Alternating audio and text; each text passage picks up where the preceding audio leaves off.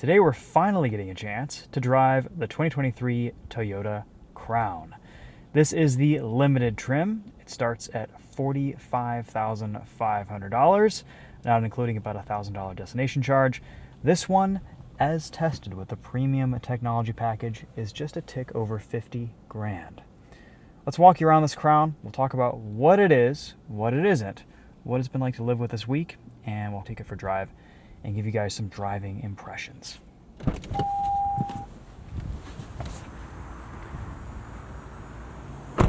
So, Toyota released the Crown about a year ago. They announced it, and it kind of came out in 3 separate versions, all of which I think look better than this one that they brought to the United States. But here we are.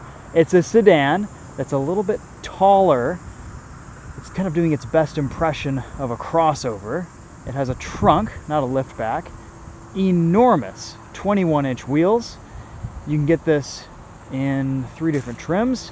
This is kind of the mid-grade trim, the limited. It has a 2.5-liter all-wheel drive hybrid powertrain, makes 236 horsepower.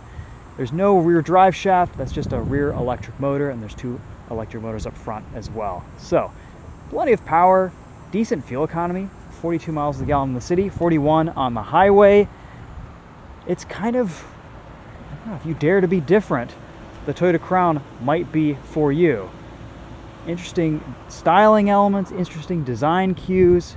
It's pretty nice on the inside, though it's not as spacious as you would think, and it's not necessarily as big of a car as you would think. Let's take a look at the trunk here and see if you guys can guess where the trunk button, opening button is, where to pop everything. Yeah, it's quite well hidden. It's right there. Good amount of space back here. Lift up this piece and you've got a spare tire, a jack, toolkit. Kind of light, kind of flimsy, but seems like it would be sturdy enough to support some heavier items. 60/40 folding rear seats, a nice big opening, though looking at this, I can't help but think, like a lot of other people, that this is a liftback. It isn't though. You can get the Crown with 2-tone paint. Of course, this doesn't have it. I think it looks a little bit better without it, to be honest. The black front grille is a bit strange. I don't know, what do you guys think about the styling here? There is a lot of it going on, that's for sure. This Crown aims to replace the Avalon in the US market. It is built exclusively in Japan, which is always a good thing. Ingress is pretty good in the back seat. Nice low floor, plenty of leg room. It is quiet in here.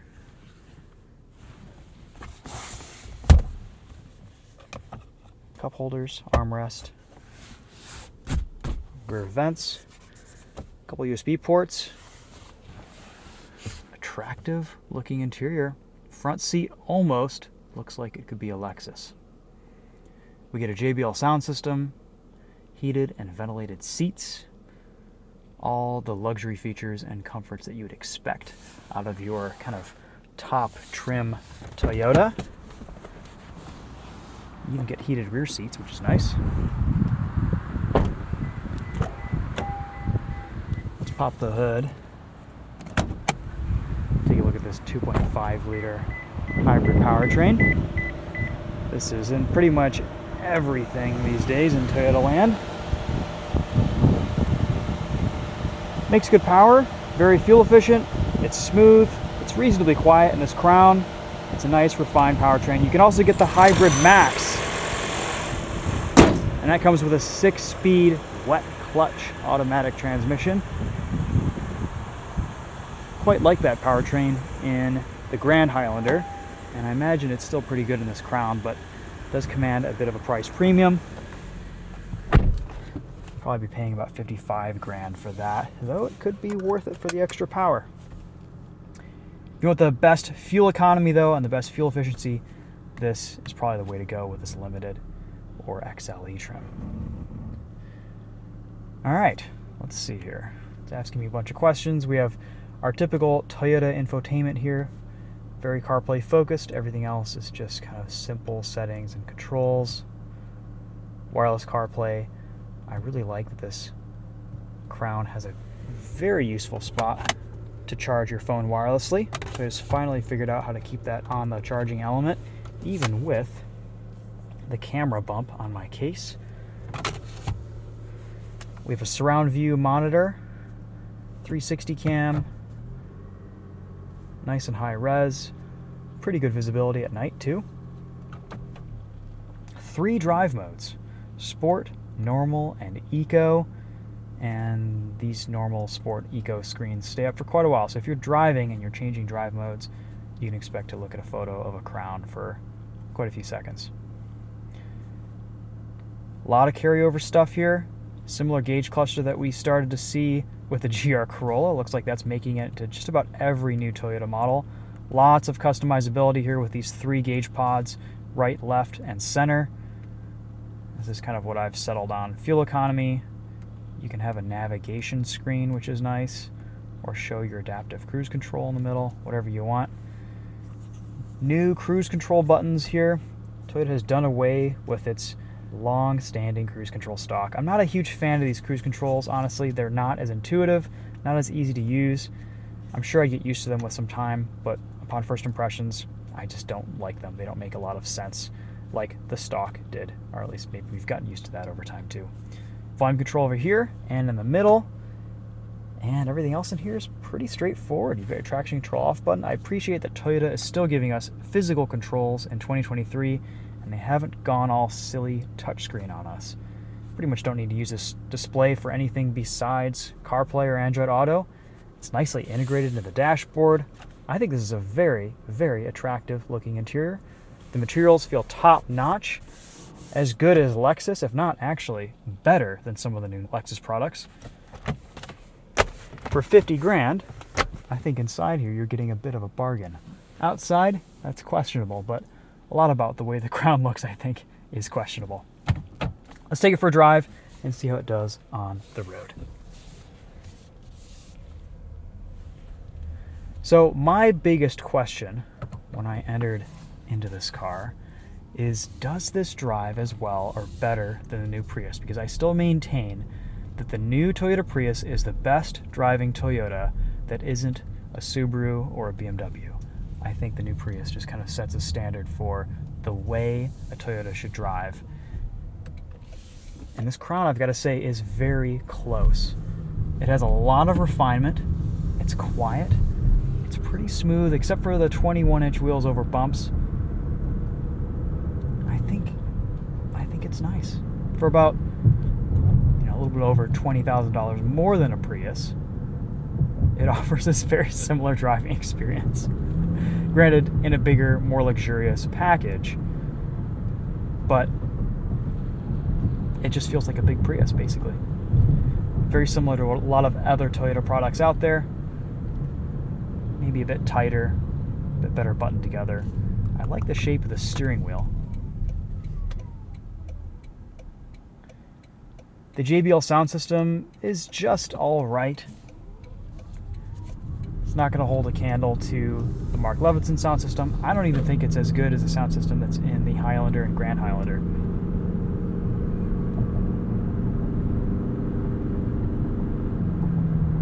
Just cruising around in the Crown, it's very comfortable. It's very relaxing. Ride quality is nice. This definitely is a car with an emphasis on styling and comfort.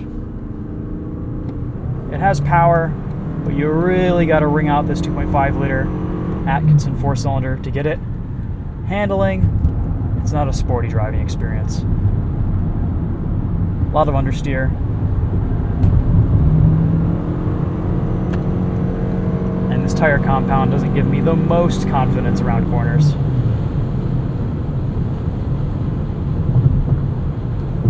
Let's see if we can get cruise control to engage here. Kind of floaty over bigger bumps. I like, though, that it remembers your previously set following distance with the adaptive cruise system.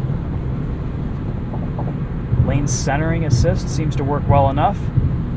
It lasts a few seconds before it prompts you to put your hands back on the wheel.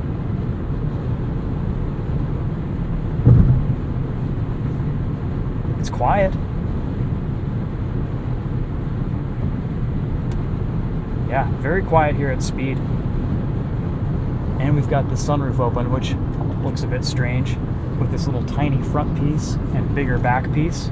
But I guess it gets the job done.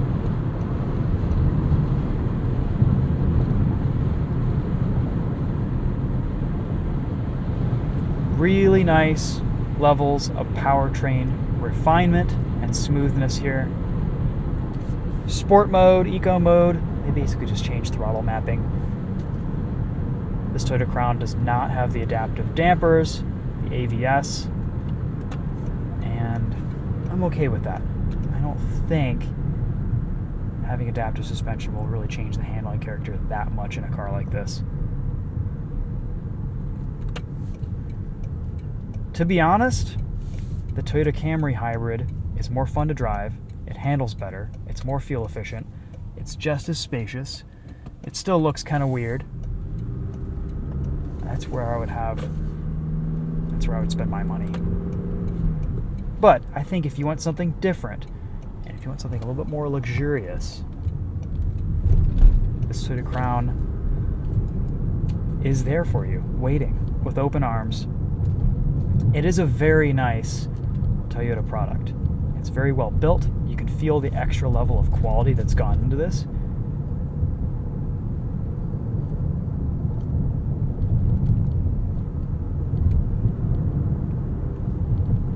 I kind of wish it came in a different body style.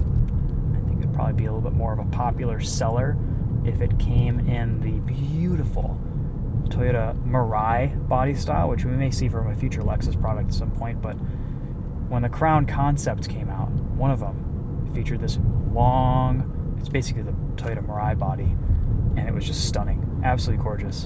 And instead we get this kind of weird looking thing. Still not a lot of ground clearance here, about 5.8 inches, which is really about 0.1 inches taller than the Avalon. It's the same ground clearance as pretty much any sedan, though all-wheel drive is standard in the Crown. All right.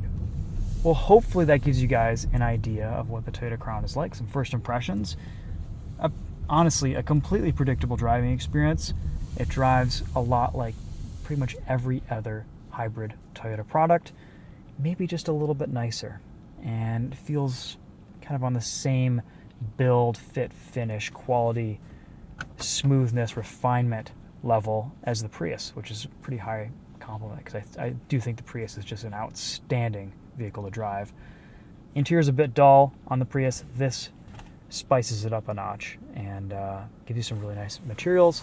You have lots of physical controls. It's not as confusing and convoluted to use as some of the new Lexus products. I like what Toyota's done here. I think the only big problem with the Crown is everyone's just going to look at you driving it and basically just say, what is that? What is that car?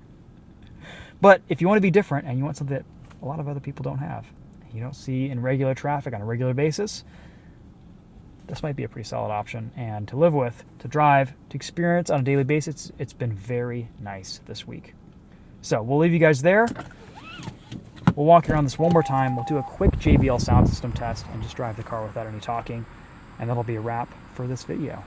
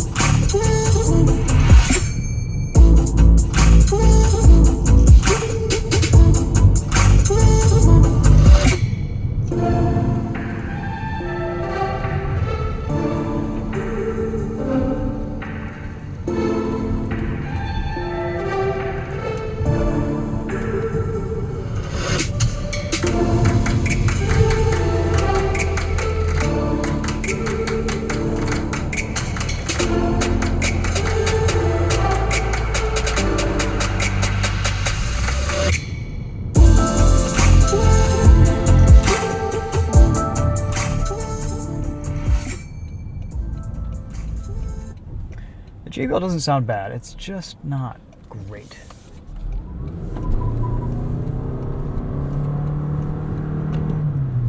Let's try sport mode, because I know you guys want to see it.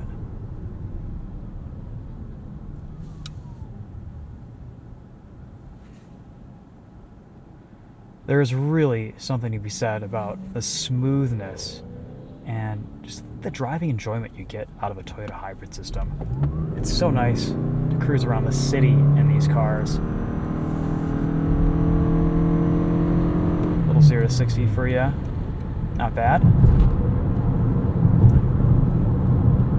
You can kind of play with EV mode in these. See how long you can eke out electric driving, around 25, 30, 40 miles an hour.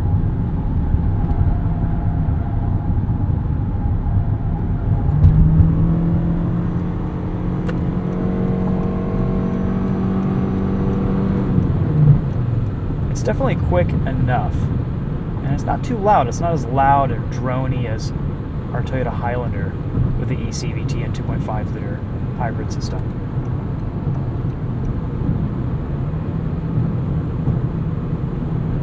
And the quietness at highway speed is impressive. So it's got that going for it. Probably be a little bit more efficient on smaller wheels, but then the wheels wouldn't look as cool or be as big. For some reason, Toyota still thinks big wheels are awesome, and I tend to disagree, especially with our massively potholed and rough roads here in Michigan. But I will say this Crown manages its ride quality very well. It is very comfortable.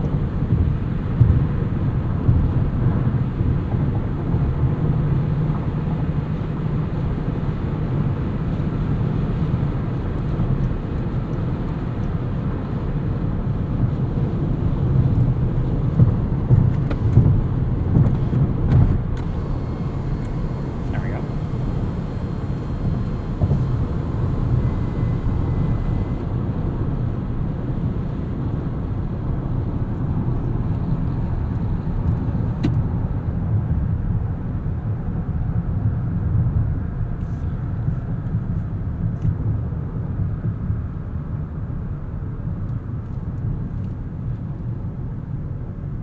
Honestly, most of the time this week, I've just been kind of puttering around in this Crown like an old man. A lot of light throttle, trying to get the best fuel economy possible. It's been pretty easy to average about 40 miles to the gallon on this. And for such a large sedan, that's a pretty impressive feat. I think on the highway you could easily hit the EPA estimate. Depending on the temperature. These Toyota hybrids always underperform a little bit in colder temps.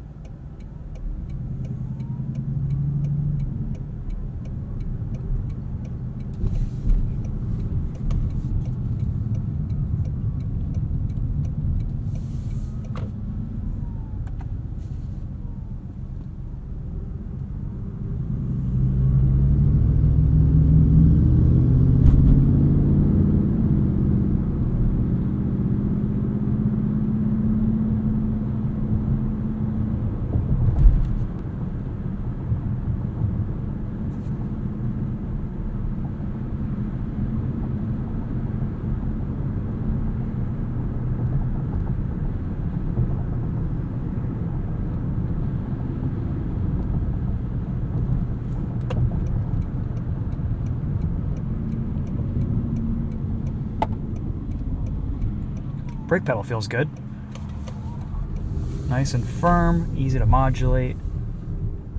One of Toyota's better tuned hybrid braking systems. We'll cruise around some neighborhood streets here in EV only mode.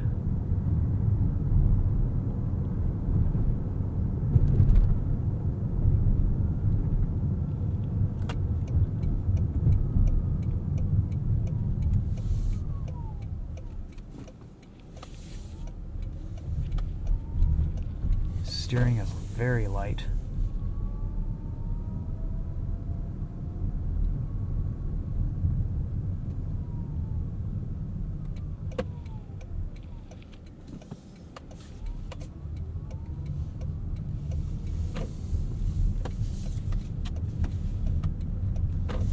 Yeah, I mean, overall, it's just a nice car to drive around. Does it differentiate itself enough from other Toyota products at this price? Are people going to want a crossover instead? Probably. But if this just speaks to you, if this just pulls at those Toyota loyalist heartstrings, it is cool that Toyota has brought the Crown nameplate back to the United States. But yeah, we'll let you guys be the judge, and we'll see how this thing sells. That'll be it for now. Thanks for watching. We'll see you guys in the next video. Take care.